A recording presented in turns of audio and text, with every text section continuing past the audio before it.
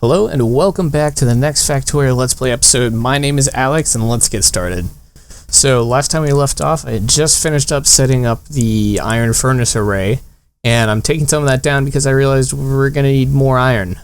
I plan on setting up the red science module factory kind of thing, and we're going to need a ton of iron for that. So I'm going to make 4 more iron furnaces and make sure I have them correctly spaced apart like before, because we need to make sure that our factory is future-proof. So long arm inserters and correct spacing. Next, just connect up the iron, and whenever you see me pause like this, I was actually playing Pokemon Go at the same time. So, you know, multitasking. I think I was capturing a Weedle right there or something. I had incense going, so I didn't really have to move. Anyway, this is a Factorio Let's Play, not a Pokemon Go Let's Play. So, finish that up, set up a chest in the bottom, and then I'm going to grab all the iron I can because we're also going to expand our copper production too. So before we get started on the copper production, I wanted to head up here and grab some coal first because the various mines that we're still running on coal power need to be refueled. So we got stone still going if I ever end up needing that. So far I haven't needed it too much. And copper. And right now I still don't think I need to get it on electrical power yet, so I'll just leave it be. Gonna grab all the iron off the belt again so I can keep my inventory stocked because we are making a whole bunch of red science and that goes through iron like crazy.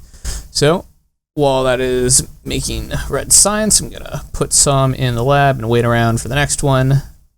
Once again, I'm just kind of mentally trying to figure out where I want to put the large red science module. So now we're going to put the red science we crafted in there, and I believe this should be the last bit of red science that needs to be made to finish up logistics. So we are going to begin crafting that. I'm going to do some scouting to the south. Well, I assume it's south. There's no clear direction on the planet, but I'm just going to call that south because it's down. So I was checking the map to make sure that I didn't miss any copper, and unfortunately I did not miss any copper. So that means that we are probably going to have to make a beeline to, I forget what logistics it is. It's past logistics. It's railways to get trains going because we are going to need to ship in copper from different parts because we don't have enough here for a full factory. And it's finally time to get started on actual large-scale copper production from what little I have. So I'm going to get those 2 mining drills set up there. Gonna make a bunch of electrical poles and transport belts to get that started going down into the coal, and that will be connected up and be used for the smelting system, which will be pretty close to the coal patch. So that's going to go down, and of course I run out of assembling belts, so I'm going to need to grab some more iron, but first I'm going to run some electrical poles up there, get that going. And right there, there's a little jump forward because I got into a pretty intense Pokemon battle capturing, scenario. So, yeah, I'll just jump forward. I was completely focused. Anyway, clear up some of the debris that will be in the way. And I'm going to need to make another electric mining drill to get the copper going. Or not the copper, the coal. But first, grab all the iron plates that I can because, of course, I need some more assembly line belts.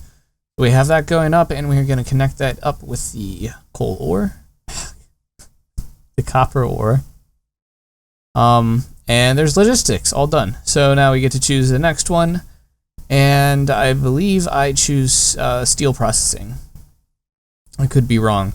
I do need to go for as many logistics as possible, but steel processing, believe, is required eventually, and having steel furnaces is also very important because they are the next tier of furnace and will help speed up ore smelting.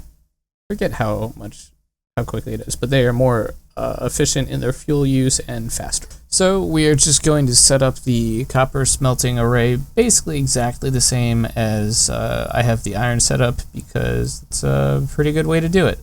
And if I ever need to expand it, then we can, and it's set up good. So now that we have that going, I can go down and grab some more iron again because need some more iron for assembling belts because I plan on making the first bit of actual automated material production, which is going to be gears. So I'm clearing away some of the debris, and so the way automated crafting works is if I want to make red signs, which takes iron plates and gears, I can't just give it iron plates. I need to give it the individual components, iron plates and gears. This is different than the player's inventory crafting, which just takes iron and copper essentially. So you need to actually feed it the required ingredients. So right now I'm going to try and make this, basically. I jumped cut a little bit forward just to ease the creation and destruction process. Basically what I want to do is I want to have two belts that kind of weave in and out of each other. One belt will be the input, so that will be the iron in this case for the gears, and the other belt will be the output. And they will spend equal amounts of time on either side, and you can see that once we feed the iron in, it will slowly start to create gears and put them on another belt. And as soon as I start this process, I immediately notice that we are going to have to up our iron game. So I put 2 more electric mining drills in there, and hopefully that should be enough.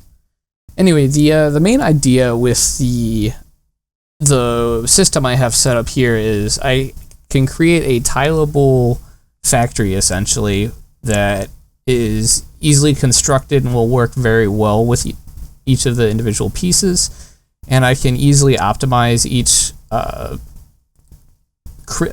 easily optimize the creation process by adding these individual modules to make sure I have the correct amount of resources being produced. So now I'm just taking a step back, crafting some more transport belts and keeping an eye on this first module, making sure that it is getting enough iron, and at the moment it is. I will have to tweak it a little bit. As you can see, the gears are only on one side of the belt, so I'm going to have to put balancers in, but it should be pretty easy to do that. Anyway, now you get to see the process I used to actually create these modules. So right now I'm making the input side where the resources, like for the previous the gear production, this is where the iron would go. You can see this kind of ends up forming a loop kind of pattern. The spaces that I'm leaving out is where underground belts would go, so the output belt loop can weave in and out of that. And so this is going to be used for the red signs production. And as soon as I finish making this, you can see how easy the system is, because I can just put a splitter belt onto one of the output loops of the gears and just feed that directly into there, and it will work out just fine. So then I begin working on the output side, and you can see this loops in and out, and right at the corner there, at the top right, that's where I'm eventually going to be putting the belt balancer, because it just works out that the space there works very well. So I'm going to continue, leaving out the underground belt again, of course, and I will come back afterwards, right now actually, and put those in after I finish crafting. So they just go underneath, and this is the system. So now I'm going to make the assembly machines, and I'm just checking the resources to use to create red signs, and they just go in the corners. And later I'm going to update the design and add 4 more assembly plants in the middle to help increase production for red signs, most importantly, because that takes a little bit longer to create. So right now I'm just kind of well, this is when I was thinking about adding it, trying to figure out the best way to do it.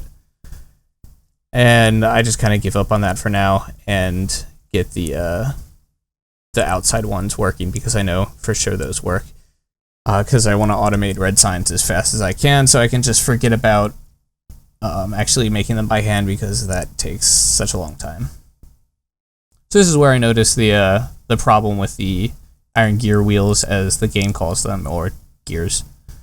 So I make a mental note to fix that later. So here we go. I'm playing around with where I can put the belt balancer, so I just put that there for now. I'm going to come back, and there's a better place to put them. It doesn't take up any room on the inside. Actually, it doesn't take up any additional room at all, because it just happens to work out that way, which is nice. So once again, parts of the factory that will be destroyed later. Alright, so now I decided I wanted to make a belt balancer for the iron. It's not entirely necessary, since the furnaces should be producing them on either side at the same rate, but I do it anyway just in case. And here's the beauty of the system.